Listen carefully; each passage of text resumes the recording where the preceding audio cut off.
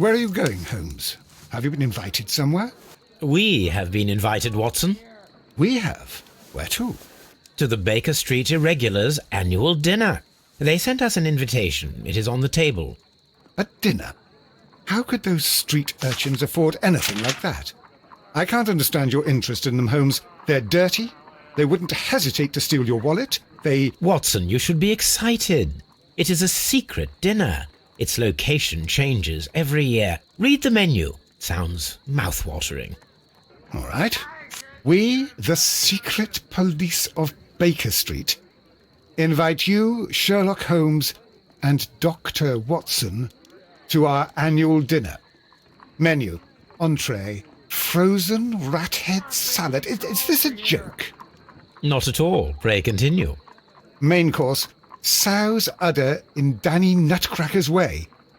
Sounds disgusting, Holmes. Hedgehog goulash. Street turnips in homemade juice. And it goes on. I can hear them on the stairs now. Oh, we can't go there. We can't eat that. Watson, you'll hurt the feelings of those poor children. We have to go. Oh, Mr. Holmes. It is fine, Mrs. Hudson. Mr. Holmes! Wiggins, Dr. Watson is getting ready. He will be delighted to join us. You don't look well, my young man. Is there something wrong? Don't tell me the dinner is cancelled. Mr. Holmes is my brother Leighton. He's in a prison cell. They say he's killed 2 men. You have to help us, Mr. Holmes, because I know he didn't do it. Where is he now? From what I've heard, they took him to the yard, and they gave him a good beating already. You know what they're like. They'll hang him. They won't look any further. Holmes, we have to help him.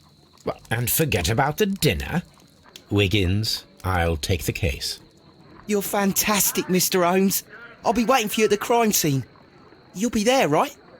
It's on Half Moon Street in Whitechapel. Very well.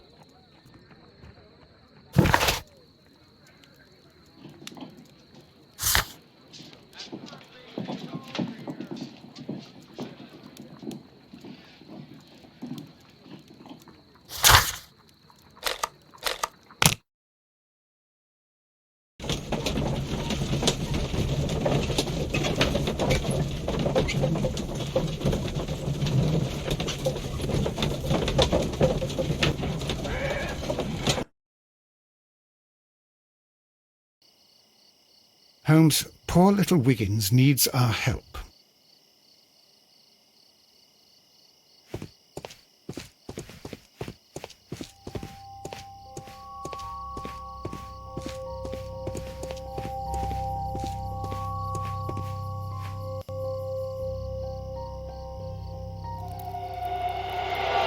Please, gentlemen, leave the scene now.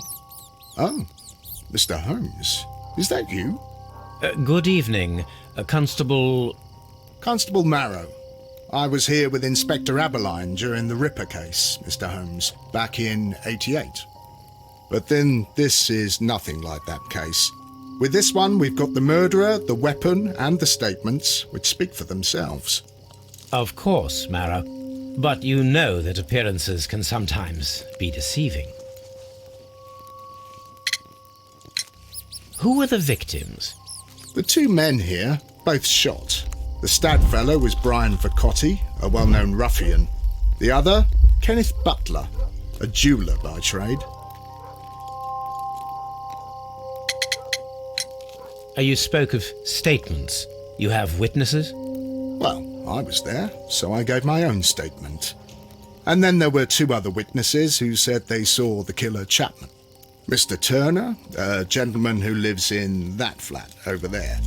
And Polly Powell, a flower seller, who is over at the far side of the street. So, Constable Marrow, I should be delighted to hear your testimony. I was standing at the north side of Half Moon Street. That was the side that you came from. But you would have been unable to observe this part of the street, where we are standing now. That is correct. But I saw the 2 victims slowly enter Half Moon Street, and then shortly after, the fireworks started. A few minutes after that, the fellow Chapman rushed towards me and ran into Half Moon Street. Please continue. I didn't pay attention, but suddenly I heard a woman's cries and police whistles on the other side of Half Moon Street. I rushed over there and I saw the 2 dead bodies on the ground. When I reached Whitechapel Street, I saw Leighton Chapman. He'd been caught by 2 police constables. Did you hear the shots? I didn't hear any shots. The fireworks were all over the sky. They were so loud I couldn't hear anything else. What were the fireworks in honour of, Constable? Well, today's Queen Victoria's birthday, Mr. Holmes. Ah, yes, I appear to have lost track of the days. It is May now, of course. Constable Marrow, what else caught your attention while you were running through Half Moon Street? I saw nothing but rats, and I took the time to light every corner with my lamp. Did you happen to look up at Mr. Turner's window when you were on Half Moon Street at that time? Yes, I saw that the window was open, but no one was there. It was dark in the room. Constable, your statements have been of great value to me.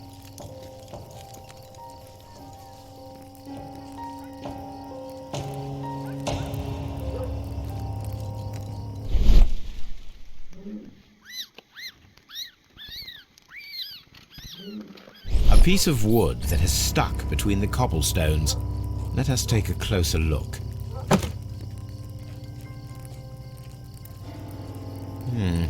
This shard of wood is quite new.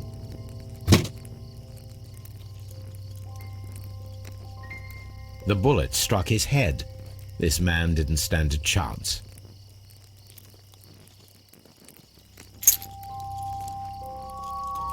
This is an ordinary key. I wonder what kind of door it opens.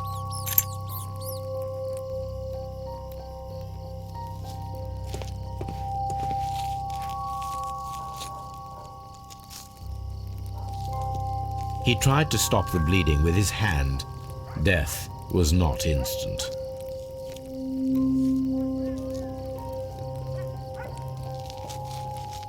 The bullet penetrated his stomach, a dreadful wound.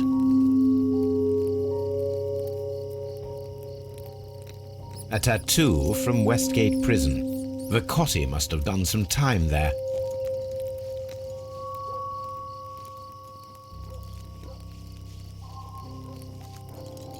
Brian Vicotti suffered greatly.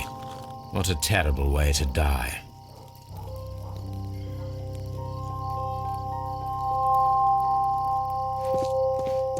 It would be my pleasure to assist you with your investigation, Mr. Holmes.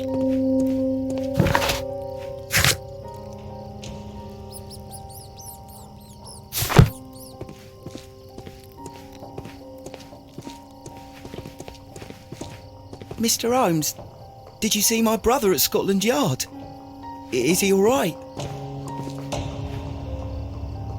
Good evening, Mr. Turner.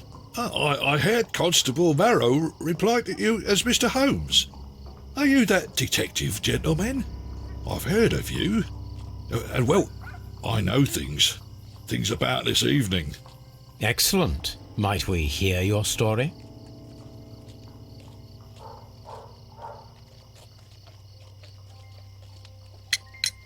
Could you tell us everything that you may have seen or heard?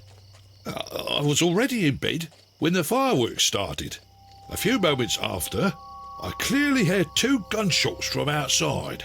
Please continue. I quickly got up and I grabbed the lamp from my nightstand and I rushed towards the window. I looked down and I saw 2 bodies. And there was a man with a gun who was standing nearby. Where exactly? Well, near this body.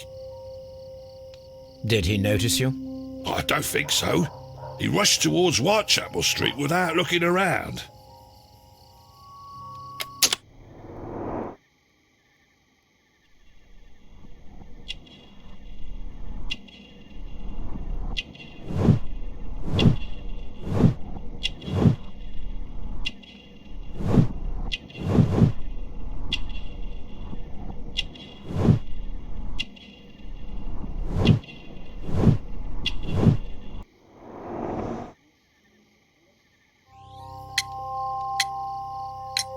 Mr. Turner, did you see anyone else in the street?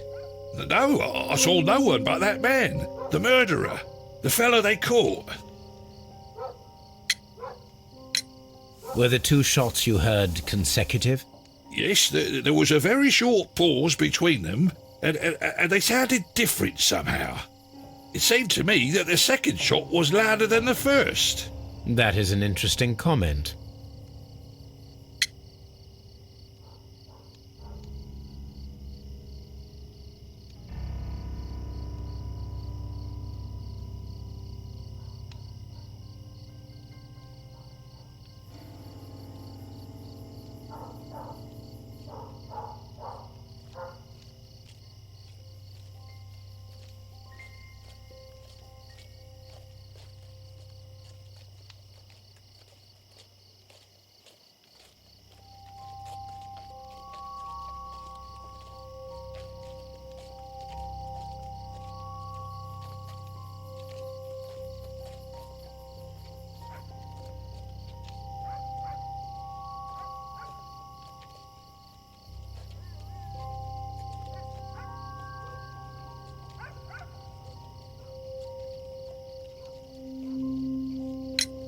Mr. Turner, what were your actions after you stepped up to the window?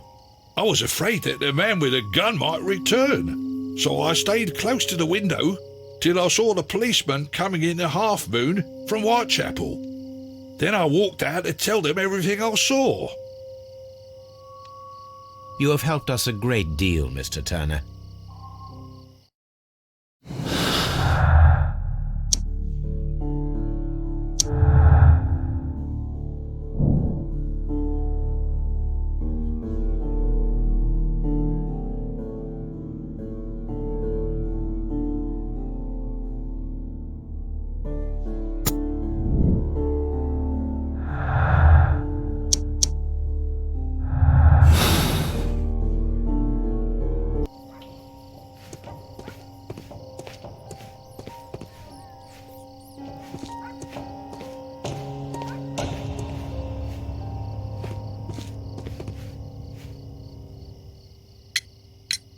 Mr. Turner, you have stated that you remained close by your window after the crime, is that correct? Oh, yes, Mr. Holmes. I stayed at my window until the policeman arrived to examine the dead bodies.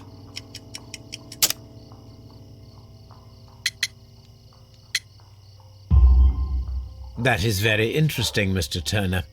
Constable Marrow stated that he did not see anyone at the window when he was running through Half Moon Street.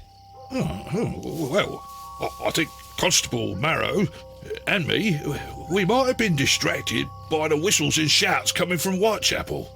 We could have missed each other somehow. You understand what I mean? It was a bit of a stressful moment, to tell you the truth, sir. Allow me to form my own theories, Mr. Turner. Would you mind showing me the view that you had from your window? Not at all, Mr. Holmes.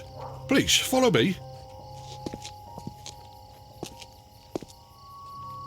Mr. Turner appears to live very modestly.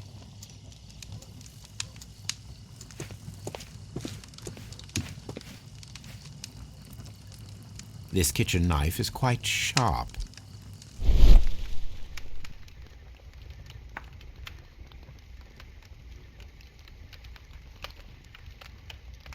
There are pieces of shredded paper scattered over the table.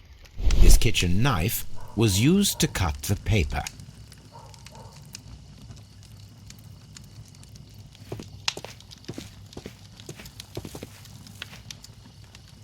This fire is dying out. It was last...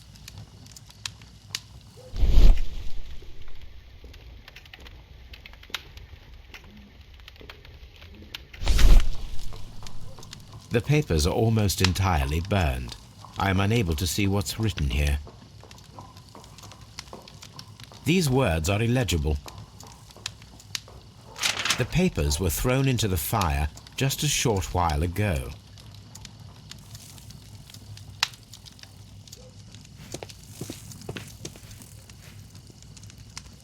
The books on this shelf are in a mess. It looks as though Mr. Turner was trying to find something in a hurry here a short while ago.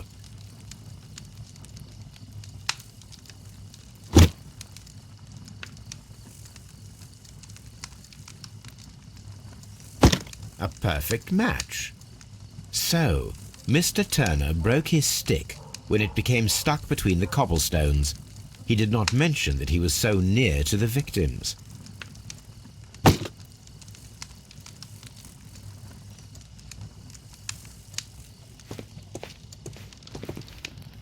Mr. Turner was roused from his bed by the sound of gunshots.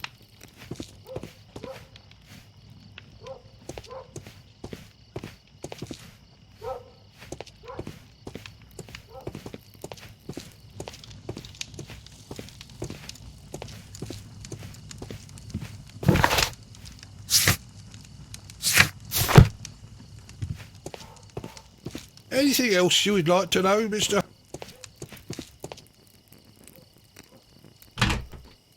So, that's the view Mr. Turner had when he opened the window. Brian Vercotti's contorted corpse. The dead body of Kenneth Butler. Mr. Turner had a perfect view of the crime scene. He saw the bodies clearly, and Leighton Chapman standing over them.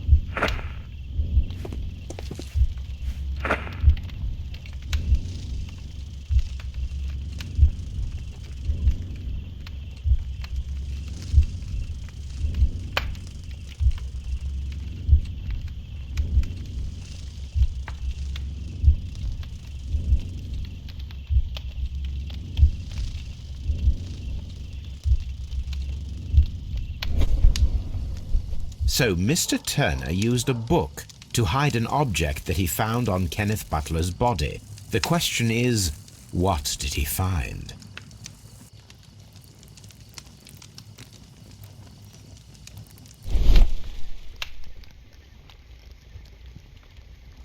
I can see prints from greasy fingers upon the cover of this book. Let us take a closer look. Well now, what a find! A precious jewel, concealed inside a book. A bracelet with a unique ram's head design, a distinctive feature of ancient Grecian artifacts, probably of the Hellenistic era.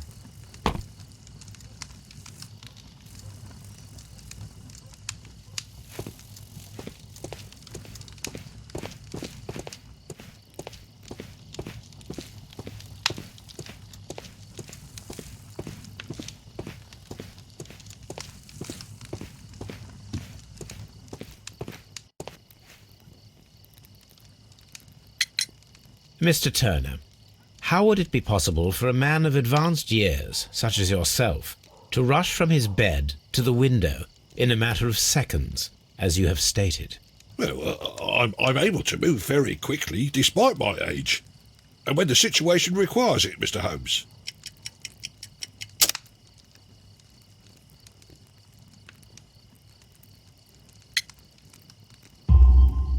I highly doubt that, Mr. Turner. I observe that you suffer a severe limp due to your injured right leg. It would have taken at least 10 seconds for you to approach the window. That means you could have easily missed something or someone in Half Moon Street during that time. You're right, Mr. Holmes. I could have missed something. But it did seem to me that everything happened so quickly. Time can pull tricks on you.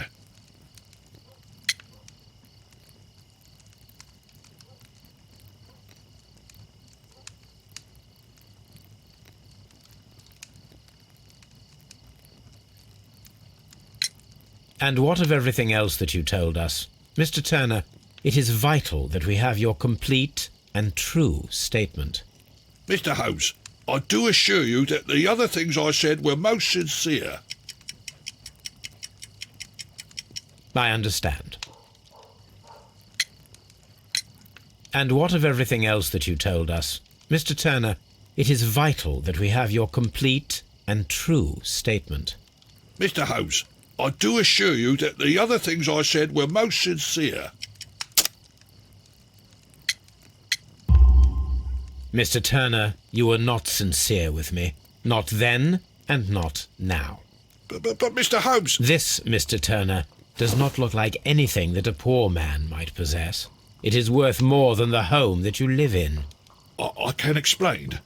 No, merely correct me if I am wrong. You saw Leighton Chapman through the window, but you also noticed a glittering object on the ground, this precious jewel. You walked down and took the bracelet from the body of Kenneth Butler, and when you heard the whistles, you hurried away. That broke your walking stick. It caught fast between the cobbles.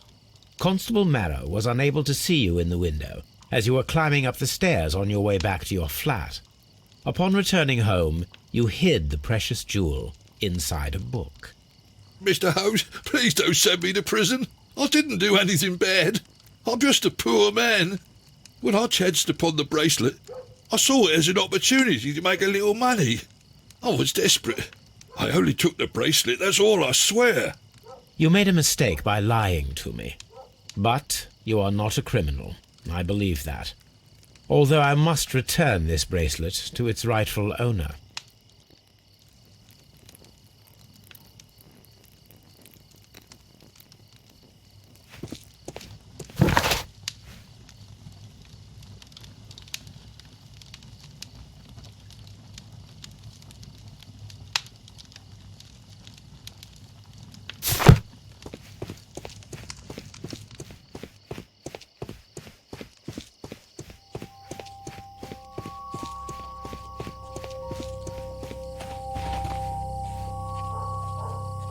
Mrs. Powell?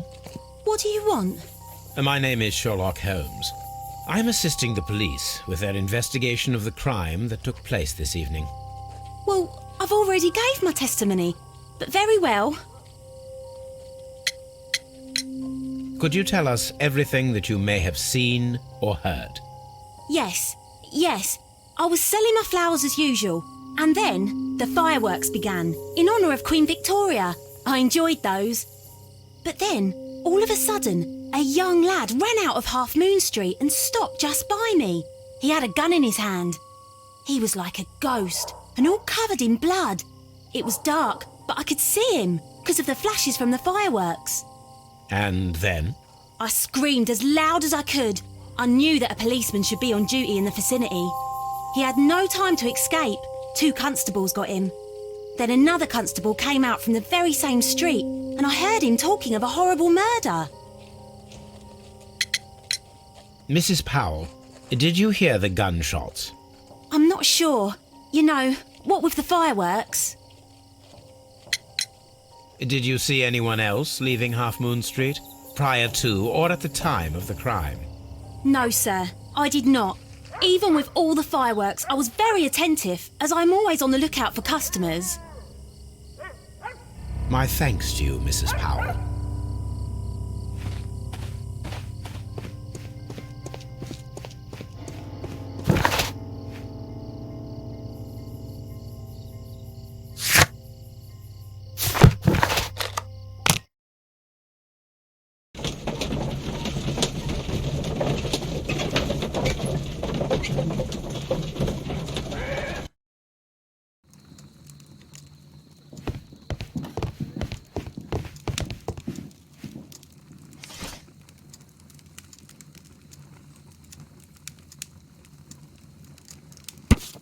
Here it is.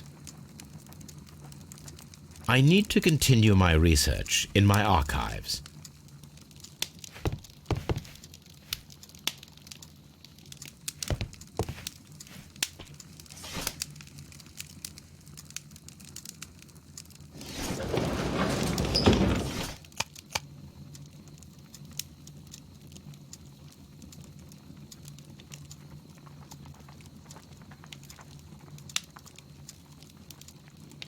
That is not... Here it is. One of the victims, Kenneth Butler, was involved in the story of the stolen Hellenistic treasures. A visit to his pawn shop should tell me more.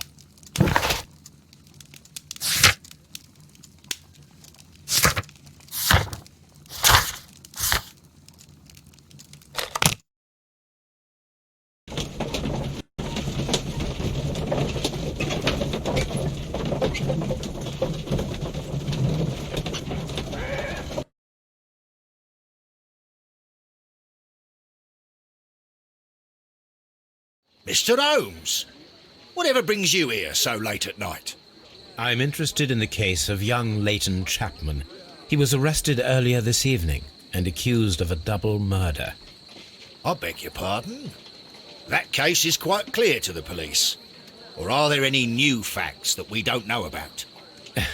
Who knows, Inspector? Look, you are free to investigate, of course, Mr. Holmes. Chapman was arrested with a revolver in his possession, which you can find in the evidence room. The suspect himself is in custody. Did you find anything else on his person? A few personal belongings. Nothing particular, Mr. Holmes. Thank you, Lestrade.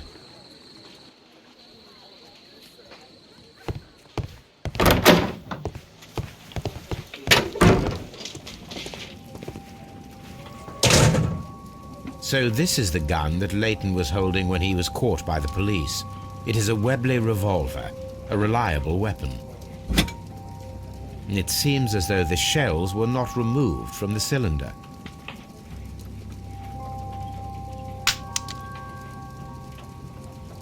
Two out of the 6 shells have been fired. There were 2 shots.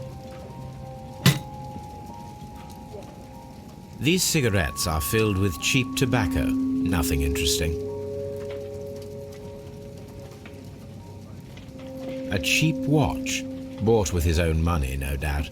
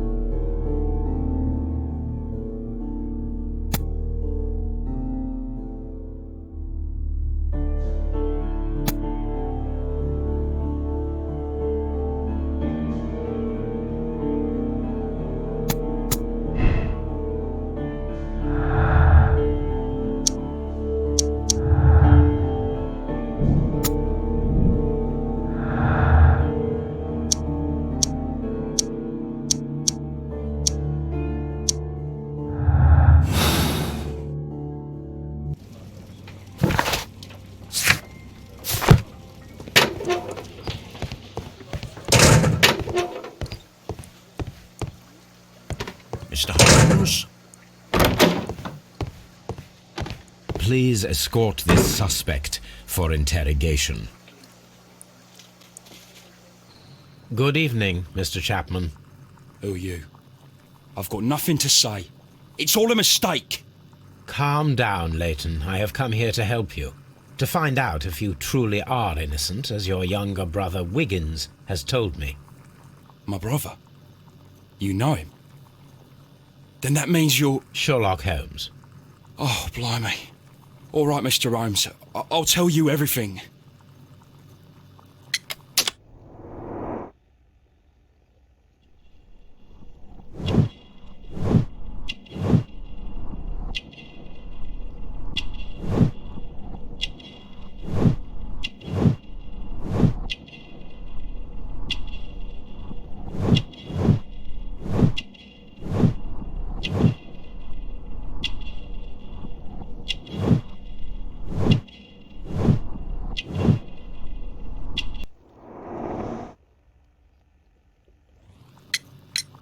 Good. Tell me your account of what happened.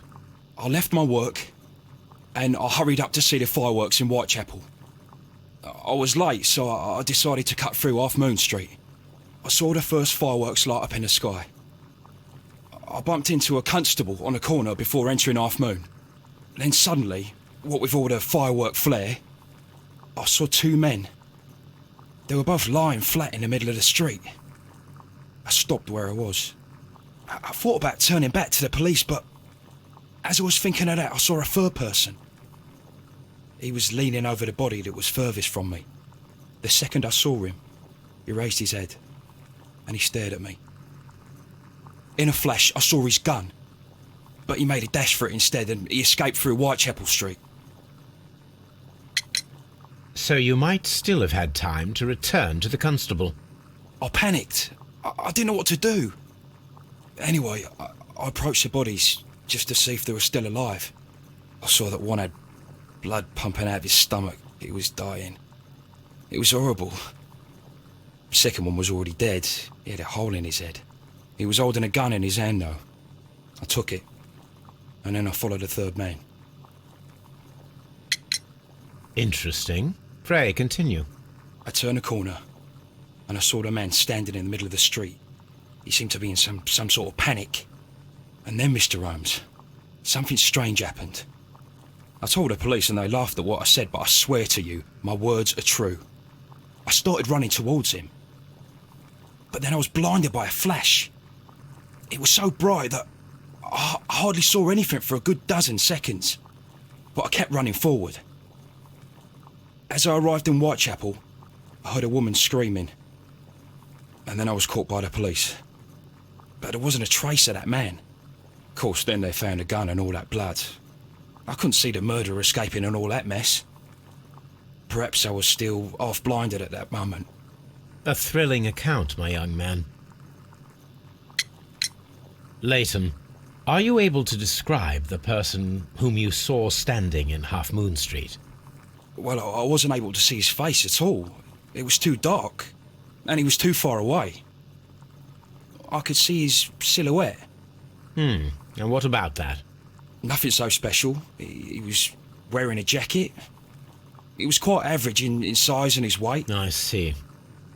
Was there anything else that struck you at the time? No. But perhaps it's strange, but I can't remember the sound of his footsteps as he was running away. Perhaps it was because of the fireworks or the surprise of me seeing him. Leighton, I confess I am puzzled. Why should a young lad like you take a gun from the hands of a dead man and set off in pursuit of a probable killer? I know. I keep wondering that, but at the time it was like a reflex. A criminal ought to be arrested, and he was armed. You were willing to risk your life. That was a little foolish, unless you wanted revenge. No, Mr. Holmes. I was just being brave and stupid.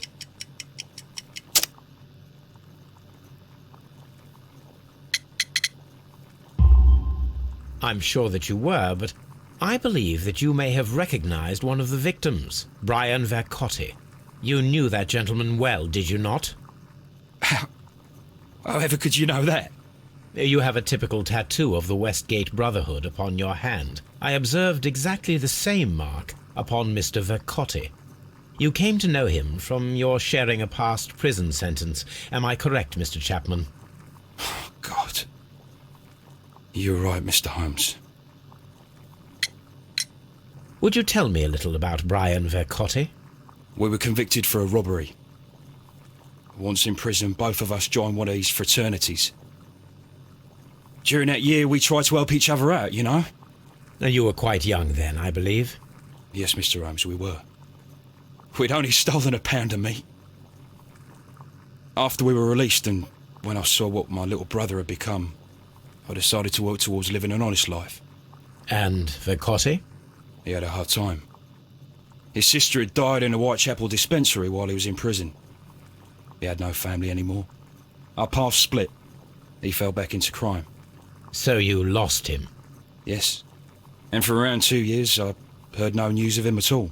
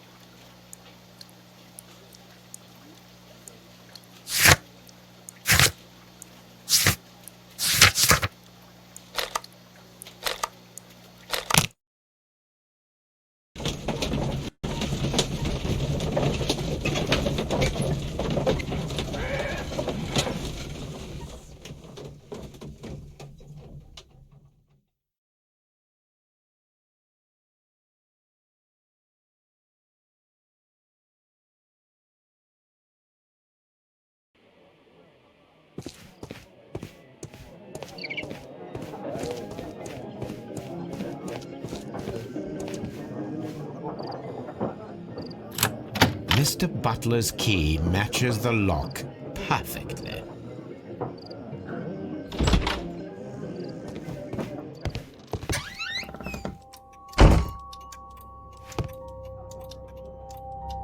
Crampons and a sharp ice axe would only be brought here by a mountaineer.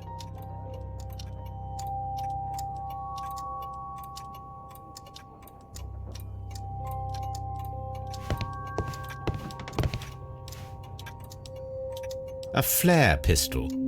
Perhaps it was pawned by a destitute sailor.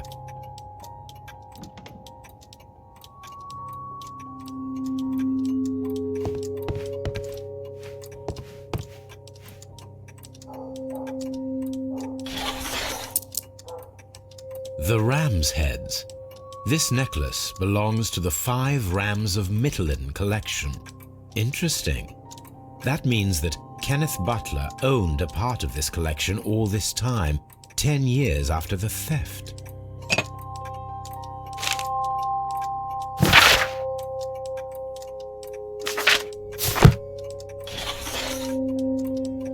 It looks as though Mr. Butler kept a careful record of his operations.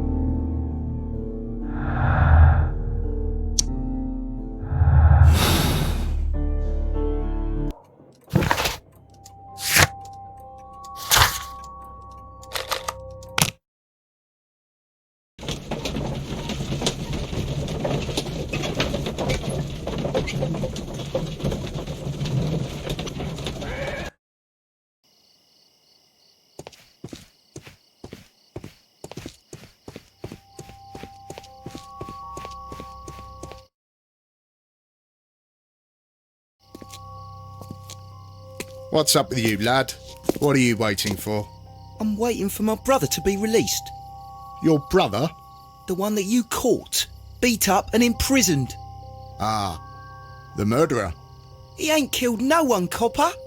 Watch your mouth, lad, else you'll be joining that worthless brother of yours.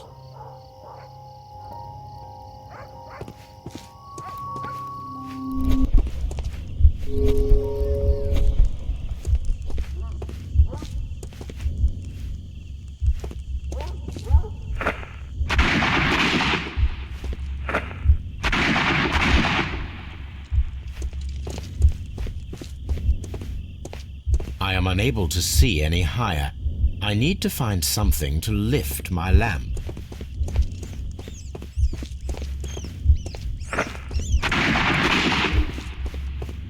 I am unable to see any higher. I need to find something to lift my lamp.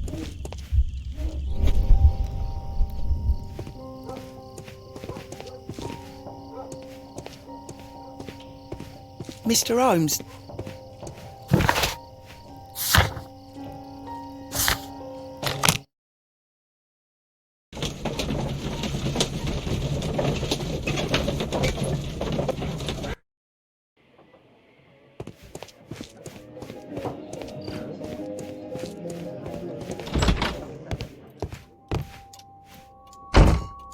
Crampons,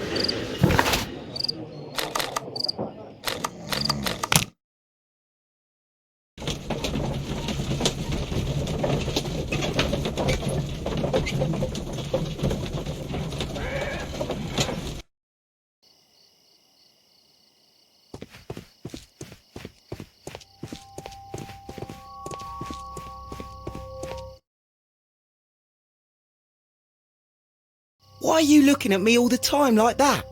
I'm just watching you, lad. I never know what to expect from people like you. People like me? Yes, street beggars and thieves. I ain't a thief. Oh no? Then where did you get whatever it is that you're gnawing on? I very much doubt that you bought it.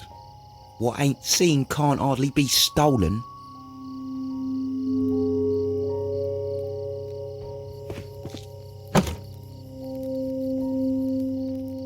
This should be useful.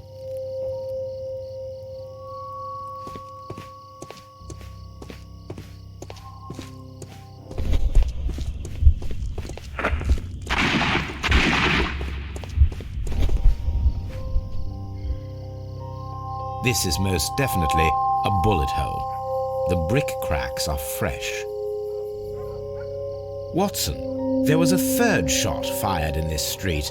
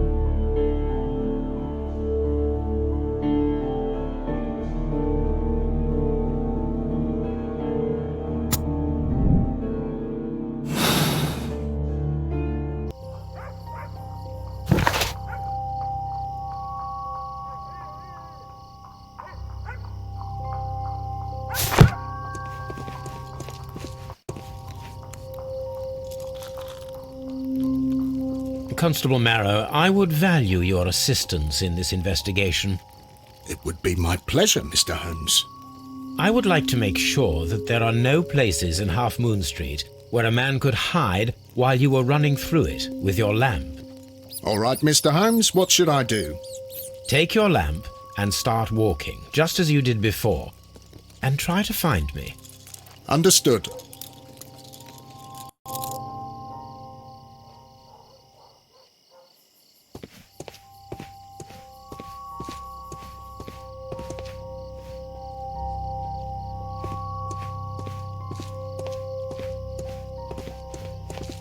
I can see you very well, Mr. Holmes. All right, Constable. Let's try again. I'll find another place to hide.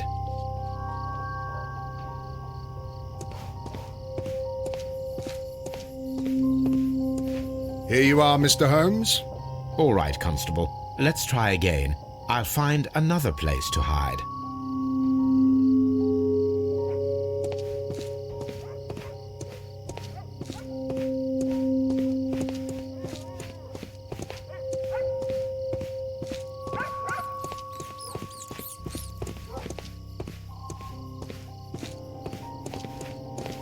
Mr. Holmes, it wasn't difficult to find you at all. It is obvious now. No one could escape Constable Marrow's lamp while hiding in the street.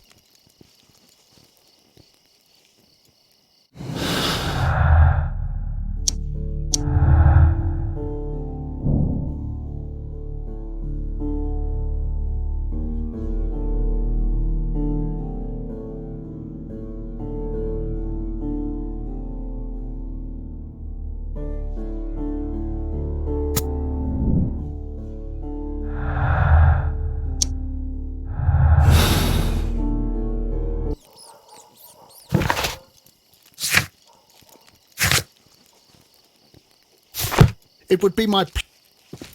I'm always wondering what's on your mind.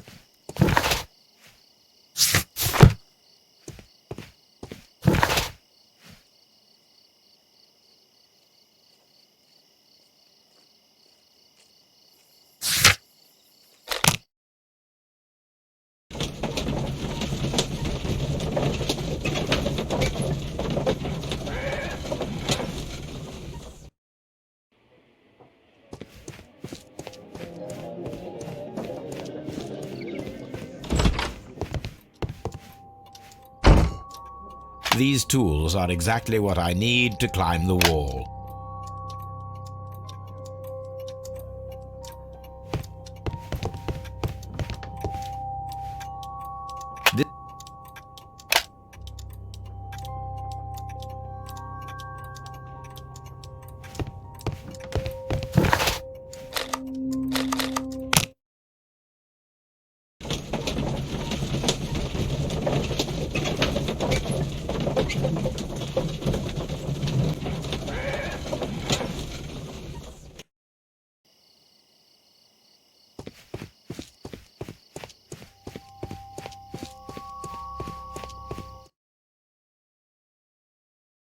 Wiggins, my lad, what are you doing here? You'd best be leaving and be quick about it.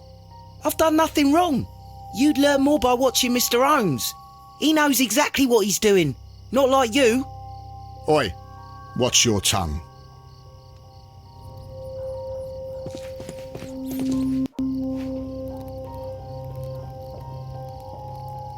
Constable Marrow, Watson, I would like to perform another kind of reenactment with your help.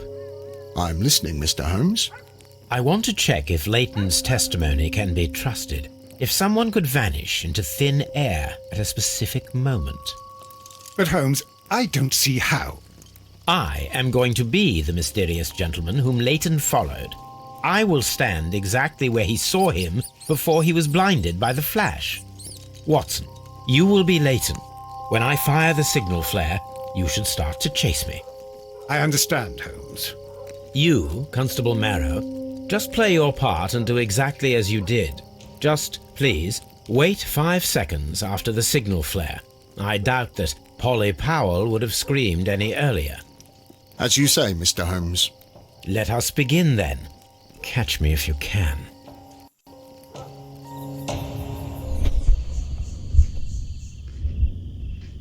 This wall is cast in shadow. It would be difficult to see anyone scaling it.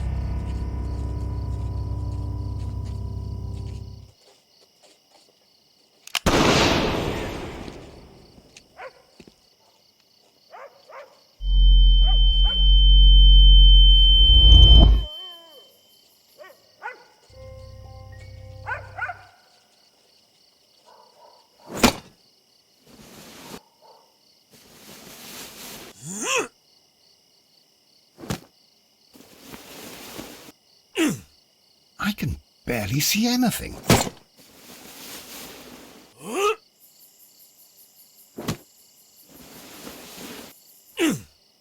Holmes? Are you there?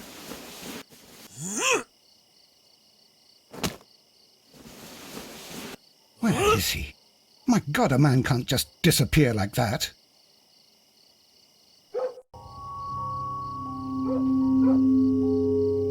Holmes? Holmes, where are you? I cannot see you, Mr. Holmes. Dr. Watson, it seems that Mr. Holmes has disappeared. Don't worry, gentlemen, I am up here, above your heads. How on earth did you get up there, Holmes? I am using crampons and a climbing axe, although the person we are looking for did not leave any traces of such tools. Constable, is there any way to get to the top of this building? Yes, Mr. Holmes, I can show you. The door to the building can be found from Whitechapel Street. Gentlemen, I am on my way down.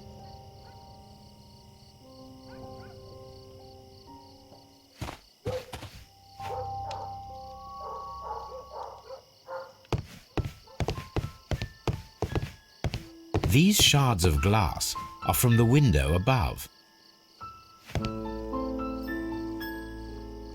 It's empty.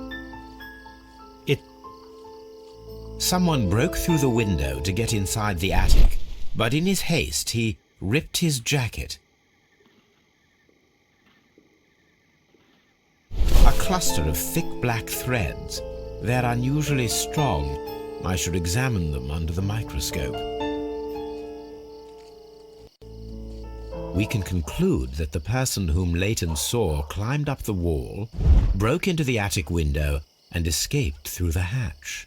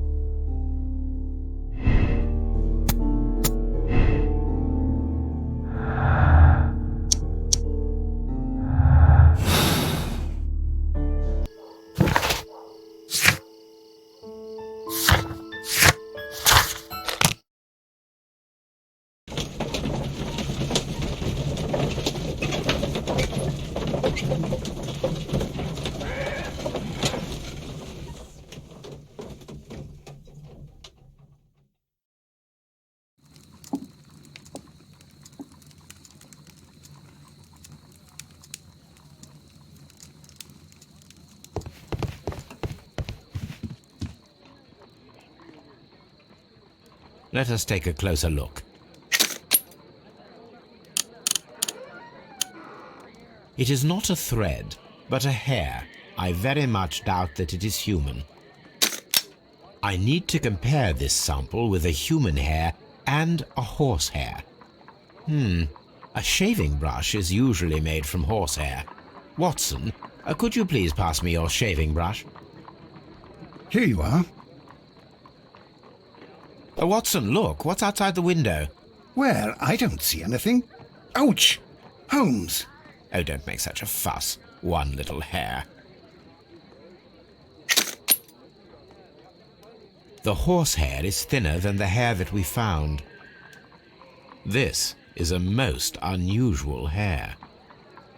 Human hair is significantly thinner than the black sample. So, this black hair belongs to an animal, and it is larger than a horse. A hair from a large and exotic animal.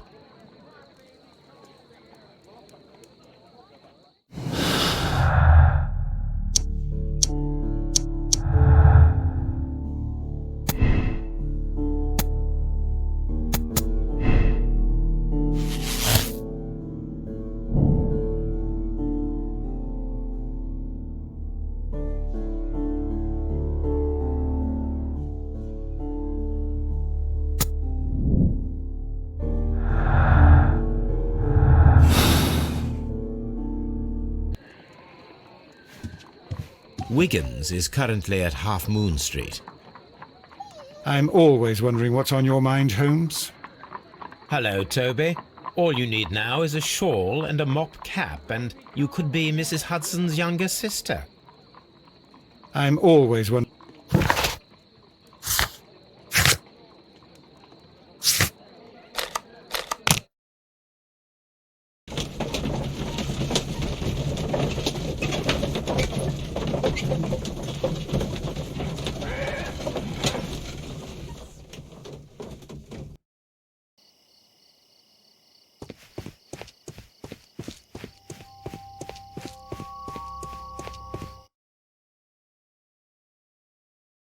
Look here, lad. You'd better go home and start thinking about what a fine pickle your brother's landed himself in. Ha!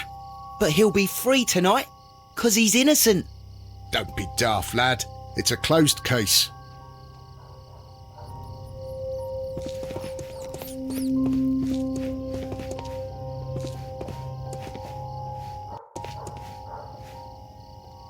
Mr. Holmes? We have good news for you, Wiggins. The investigation has proven very interesting so far. We found facts and details that confirm your brother's innocence. I knew it, Mr. Holmes. But for now, Wiggins, we need your help. Anything you like, Gov. I need you to locate a circus that has stopped over in London. It needs to have disposed of at least one exotic animal, a very large one. You can count on me, Mr. Holmes.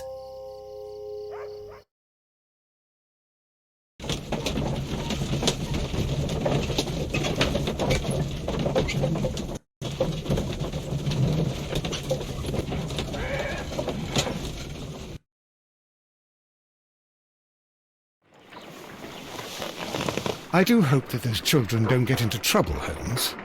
Don't worry, Watson. I predict some news in 7 seconds. Mr. Holmes, we found it. Here it is.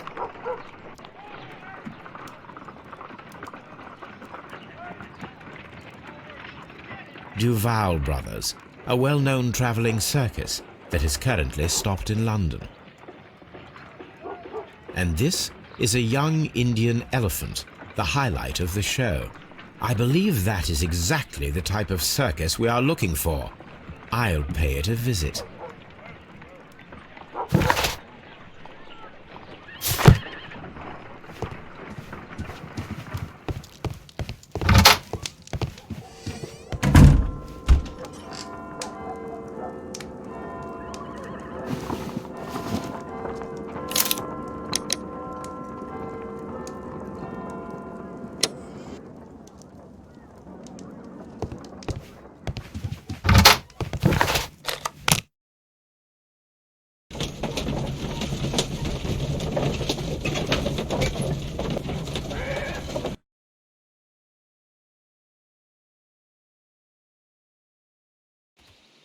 Aye, you! Stop right there. Good morning, sir. Pardon me, but why am I not allowed to walk around here? Because it's private. Well, I only wanted to meet the artistes. You're wanting to apply for... Nah, you don't look like the type of artistic lockpicker that we're looking for. You might be surprised. What? Nah, I don't think so. Clear off. You're a bit slow to catch on, eh? Get lost. You're a bit You're a bit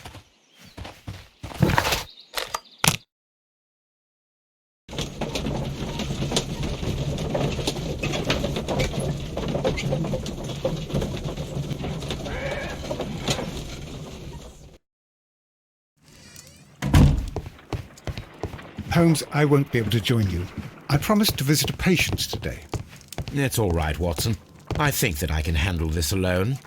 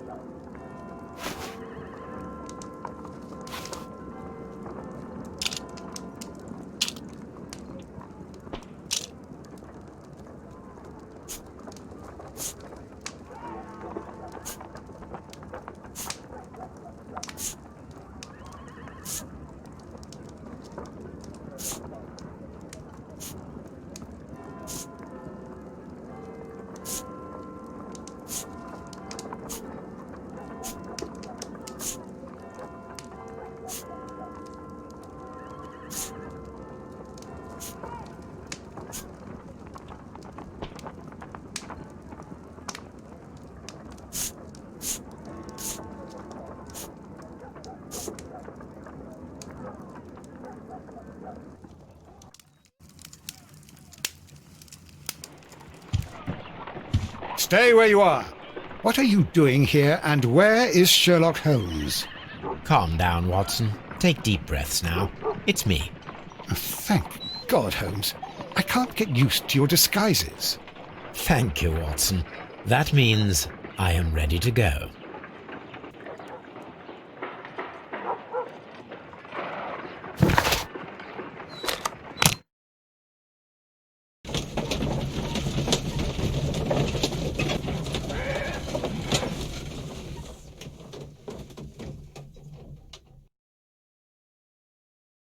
Who are you? What's your name? My name is Nigel. I'm here to open the locks. Talented, eh? Let's see. Go inside the marquee and show yourself to Charles Foley.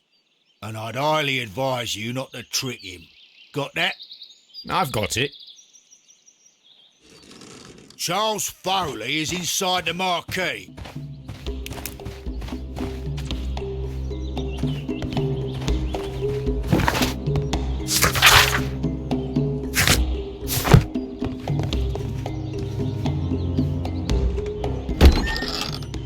So, everything is here, just as you asked. And what about the money? Some of the barrels are wet. Transportation issues, it couldn't be helped. Whatever. We'll be here after midnight to pick up the supplies. I want to be paid first. No. You'll be paid after we make the transfer, as I said. Right? I hope that no one saw you. The police are on the lookout. Of course not. I'm a professional. Glad to hear it. Be ready for tonight, then.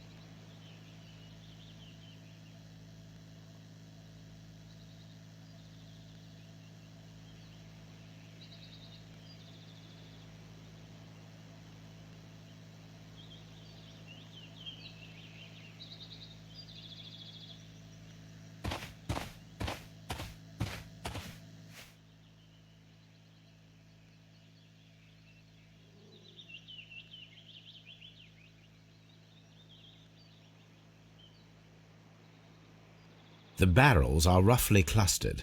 It seems as though they were brought here in a hurry.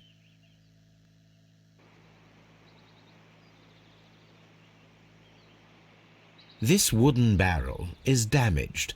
It is difficult to say what is inside.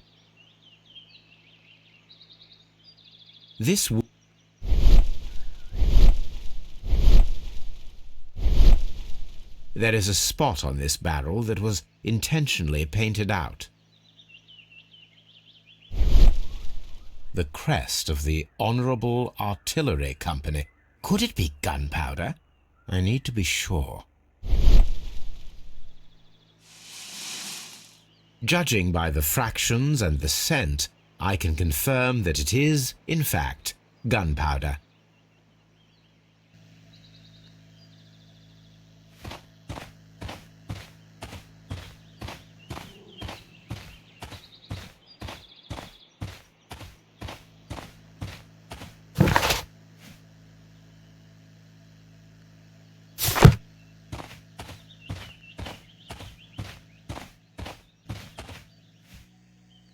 This printing press is old, but still quite capable of printing hundreds of pages per day.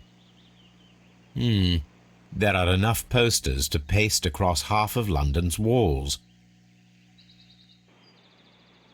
That's a picture of a contemporary gentleman wearing a Robin Hood hat. Interesting. From lambs into lions. Those are words of encouragement and defiance. This poster was clearly made to fire up rebellion amongst the people.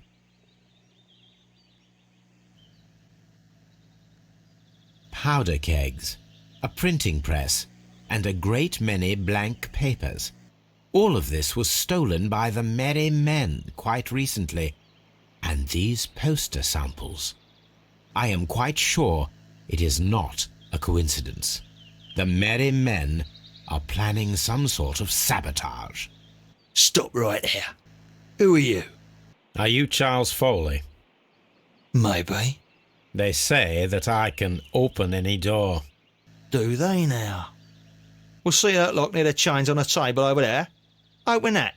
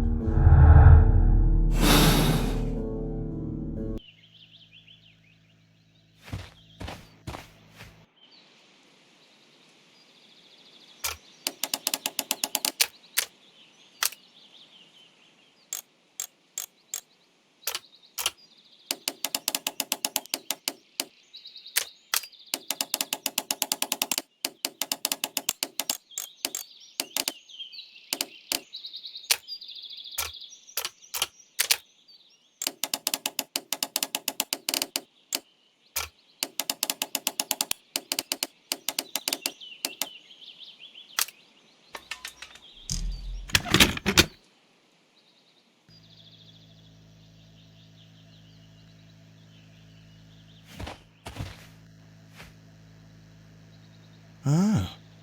Well, they're right. What's your name? Nigel Shirley, from York. Ah, Nigel from York. Never heard anything about you.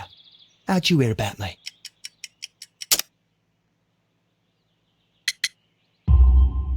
It's a long story.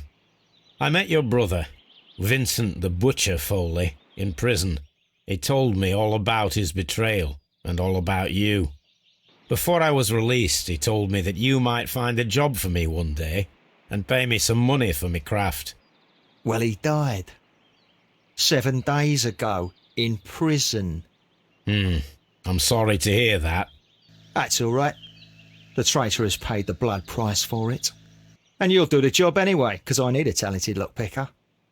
I know just where to search for his legacy. It's all about the Hellenistic treasures, isn't it? Osh, you fool. Now, listen up. You'll come with us tonight, and you better mind yourself. Us? Wait, who's coming then? Billy, Jack and me. And what will I get for that? We'll share the loot. The one you seem to know about. Right. Wait for us at the abandoned manor house on a corner of Ladbroke Grove and Kensington Park Road at midnight. Deal.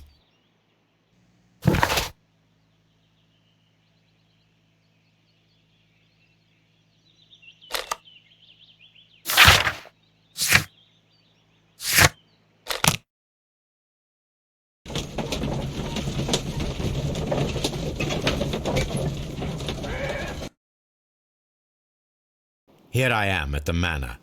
Somewhere inside it are the Hellenistic treasures.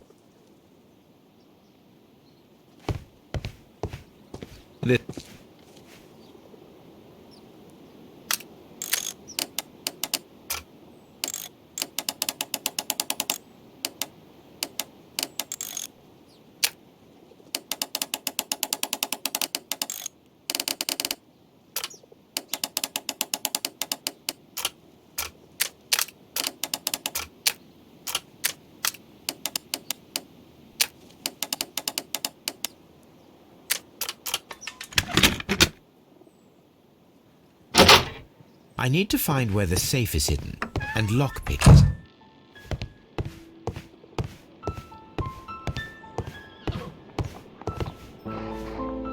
This cupboard is an absolute mess.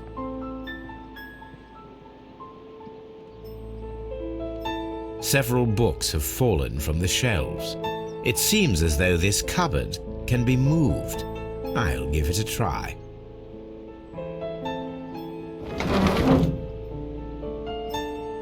So, that's the lock I must open tonight. Let me see.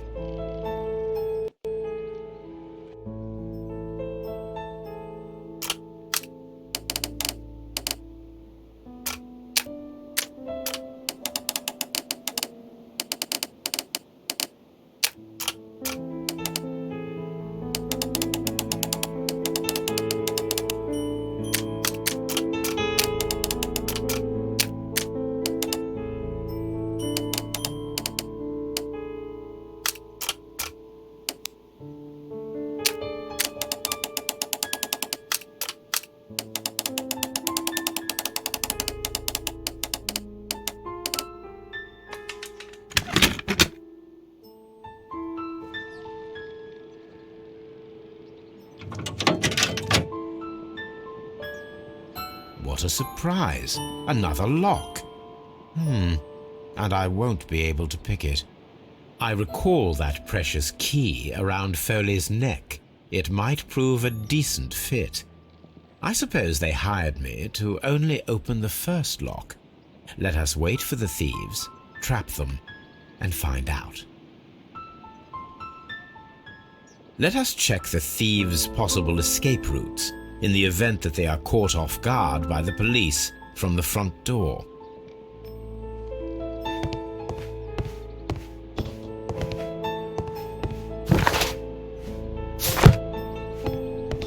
This door is a perfect means of escape in an emergency.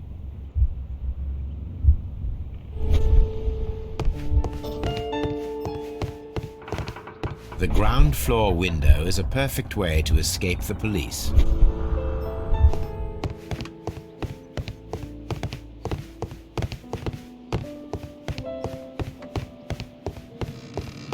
Although this window is high above the ground, it would be possible for one of the thieves to attempt to use it for their escape.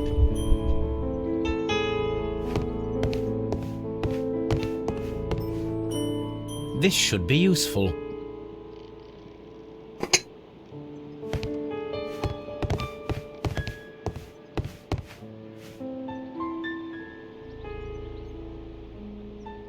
One step on these beads, and our thief will go flying. I should walk carefully here, else my plan will be ruined.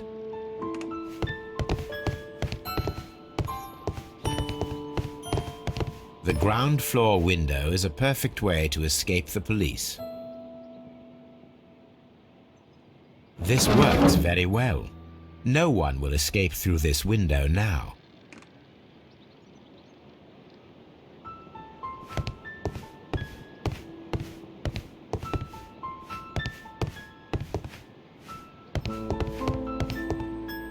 This door leads to a kitchen, which holds the shortest route to the back door.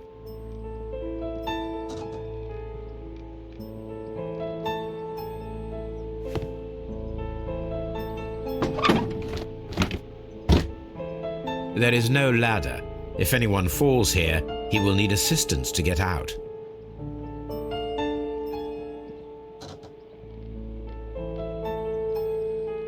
This should be useful.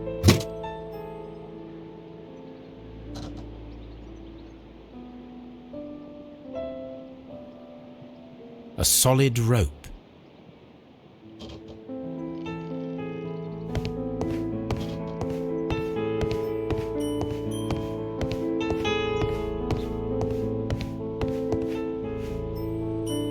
I wonder what this old chandelier is doing on the floor. It looks as though it was poorly attached. I suppose that the thieves already tried to open the lock with this formidable hammer, but they were unsuccessful.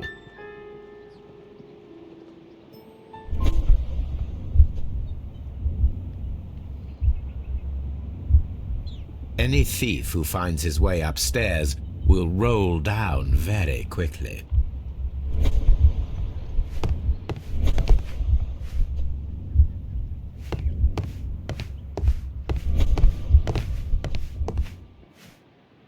This should be useful.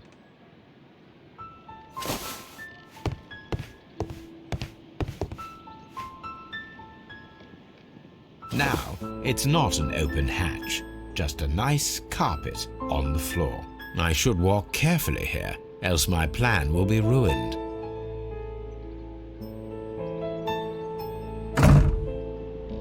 The door is now blocked. The door is now blocked. Now, if a thief runs through the kitchen, he'll pay a surprise visit to the cellar.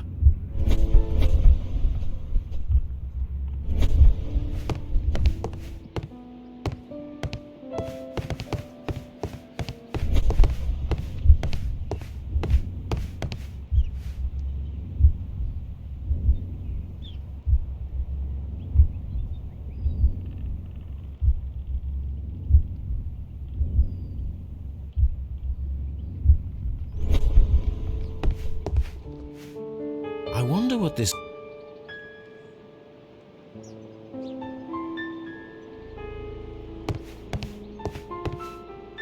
The door is now blocked.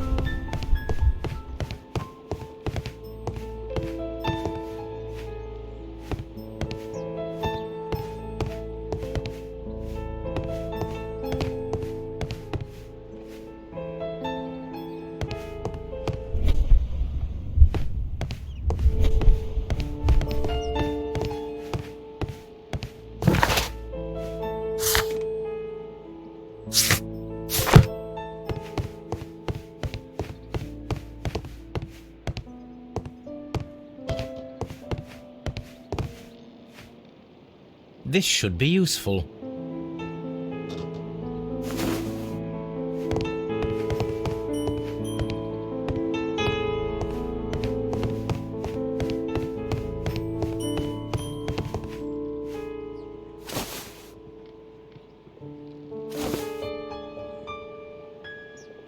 Now, if anyone takes the hammer, the rope will uncoil and make the chandelier fall.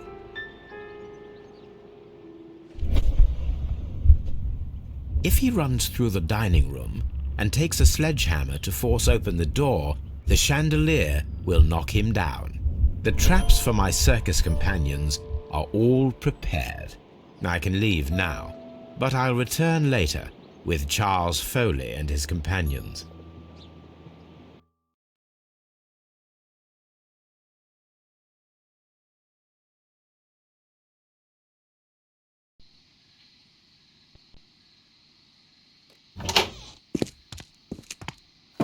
Police! Police!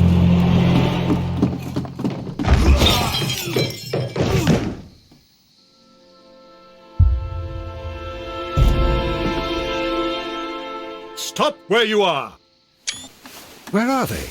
Trapped, Watson, with your assistance. How so? You sounded just like a real bobby, my dear fellow. You startled them into the traps. I did? I assure you, Watson, it was quite an entertaining show. They will not escape the house now. You scum! And this is the pistol used for the murder in Half Moon Street. How'd you know about that? Have you closed the case yet, Sherlock? Mycroft, what are you doing here? Did you follow me? Sherlock, it may seem that I used you, but you should be pleased to know that you have served our Queen well, in this instance. So now, let us catch the big fish. But this man is not one of the merry men. No. Then why exactly are we here, Sherlock? This gentleman, Charles Foley, has been involved in a double murder, and the hunter of a set of valuable antiques, the Hellenistic treasures, which disappeared in a theft many years ago. You're no better than the coppers!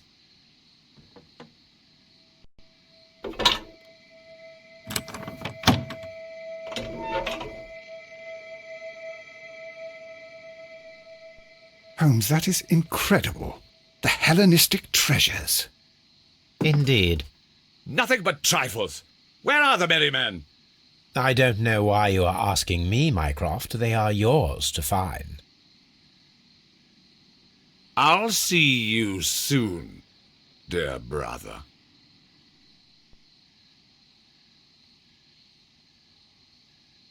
Don't move, you flim-flammer.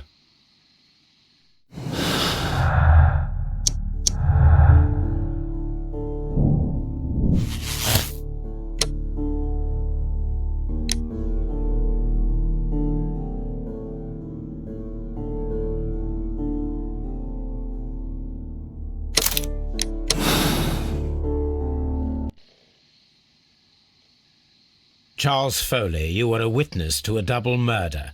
You were standing next to Vercotti when Butler fired at your accomplice. The jeweller missed him, but they proceeded to kill each other with simultaneous shots. Even if your intention was to retrieve the stolen treasure, you did not intend to kill. I shall inform Inspector Lestrade of that fact, so your sentence should be the lighter. You are a fine gentleman, with your fake pity. I do what I think is right. It is never due to pity.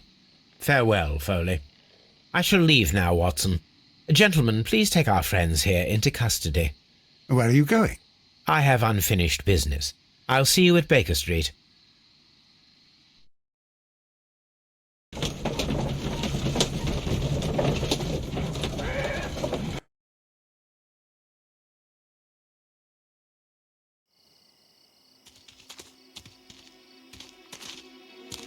Be careful with the lamps.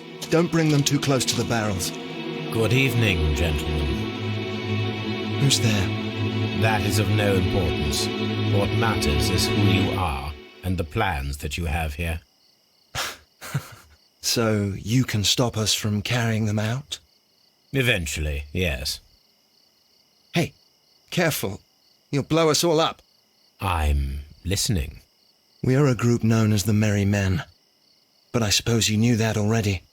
We are the men who've already lost everything of value in their lives. We are ruined shopkeepers. We are workers who were fired from their jobs, honest people who were robbed. We were forced out from our homes and thrown onto the street, and all of this in the name of the so-called law. The laws that were set out by our government. The laws that make the commoners only more vulnerable and the wealthy more protected. We are not only from the British Empire. Some of us are from the New Lands, America, Australia, and we are many. But men we are still, and we are merry for that we stopped being afraid. For those powers that be had done their best to plant the fear inside our souls, and we accepted it so easily. The fear advised us to keep our heads bowed. It prevented us from fighting. Bankers and politicians, they own our lives, our work, our bread, and they push us to compete between each other, just to see who may serve them better. But in the end, they are the few, so they are weak. They are nothing without their titles. We should not fear them. Our so-called masters should fear us instead. The time has come for our group to stand tall. Our great and many merry men. We are going to blow up the London Stock Exchange. No lives shall be lost. But ownerships, debts, and property titles? They shall all be destroyed. They're only papers, after all. So many people will be freed over this night. That is a radical step to take. What result do you truly expect? Chaos. But soon people will understand that they are free, and that they don't belong to anyone. They will be able to work for themselves, together, without letting the rulers dictate what to do, and finally justice will arise. What you are intending to do is a crime. It is not justice. How do you see justice, then? Kids go to prison for a loaf of dry bread. And how many lords do you see punished for stealing from their people, sending them to their deaths in mines or overseas to fight for land? Our masters wouldn't hear us. So now it's time to sing the song of the merry men. Will you let us do our duty?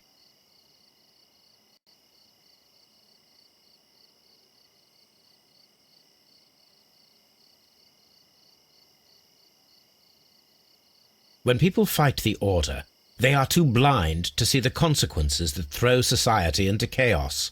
I shall stop your actions, but not you. Run. Now!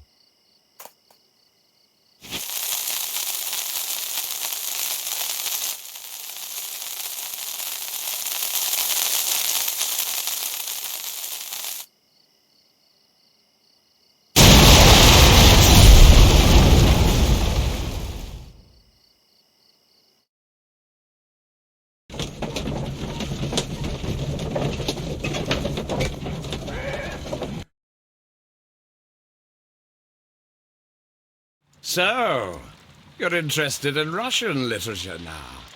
Quite, lately. It is an interesting book. I remember a few lines. Really? I tried reading it myself, but I had a hard time understanding it. Yes, Doctor. It's about intelligence. Sherlock, I vaguely recall one of the lines. Sometimes it takes something more than intelligence to act intelligently. There were also a few words along the lines of pain and suffering are always inevitable for a large intelligence and a deep heart. Tell me, Doctor, does my brother show any signs of pain or suffering? Not that I know of. Because you see, Doctor, behind all of his masquerade, my brother does possess a deep heart. So deep that he does not recall where he places his love. Well, I'm sure that... His love and his duty that, in the first place, should be directed towards the Empire. For without it, we would be nothing. A country filled with uncivilized men. And the Empire needs order and discipline. It has no room for chaos. People who commit crimes, or at the very least intend them, deserve punishment, Sherlock. Without justice, there can be no civilization. But we serve the truth, not justice. Your truth, Doctor, that may prove immoral. Allowing people to terrorize London, destabilizing the whole empire. terrorize only the powers whom you serve, Mycroft. Not I, not Watson, not Mrs. Hudson, not Wiggins. Sherlock, the merry men are to be stopped. Not by me. You created the merry men. Stop them yourself. Only make sure that you don't create 10 more merry men by arresting the one. Good night, Dr. Watson. Anything in the post, Watson? Any clients worthy of our attention? Only a second reminder from Mrs. Hudson about our new neighbour. She urges you to remove your... Oh, I don't care about that. Holmes, the lady who will be moving in shortly has requested the use of our spare room to place all of her boxes.